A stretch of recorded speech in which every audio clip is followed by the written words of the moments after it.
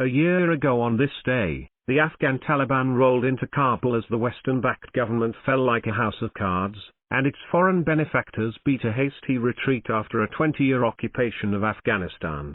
The hardline movement's report card concerning its year in power is nothing to write home about, with mostly negatives, some grey areas and very few positives.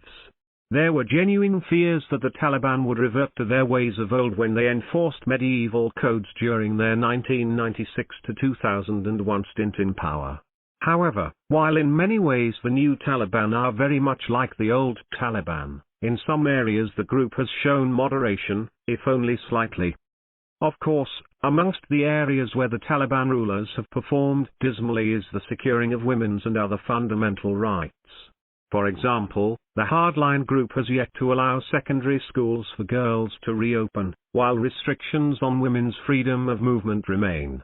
Moreover, the group has not allowed elements that differ with it ideologically to participate in government, and the country is very much being run by the Taliban's inner circle. As for the international community, perhaps the most pressing issue is the presence of foreign militants in the country, including those belonging to the self-styled Islamic State group and the banned TTP. In addition, the killing of al-Qaeda chief Ayman al-Zawahiri in an affluent Kabul suburb last month in an American drone strike did little to convince the world that the Taliban are serious about their commitment to fighting terrorism. Despite all these grim considerations, the fact is that the Taliban are a reality, an unpleasant one, that cannot be wished away by the international community. Therefore, to ensure stability in Afghanistan, as well as regional security, foreign states will have to work with the Taliban for the foreseeable future. Also, it is unfair for Western states to thrust their demands on the group. Expecting the hardline tribal outfit to turn Afghanistan into a Western-style liberal democracy is the stuff of fantasy.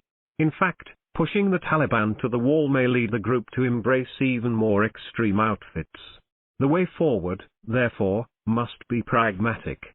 The international community must insist that the Taliban restore girls' right to education, and women's rights to work, free movement, etc., but should not close all channels with the group if they take their time in doing so. There can also be no space for foreign militants in Afghanistan, while the Taliban should activate traditional methods, such as grand jirgas, to involve more of the country's groups and tribes, and eventually move towards democratic governance. To prevent Afghanistan's collapse into renewed anarchy, the world needs to engage with the Taliban, with engagement one day leading to recognition if Afghanistan's rulers and the international community can agree on a middle path. Published in Dawn, August 15, 2022.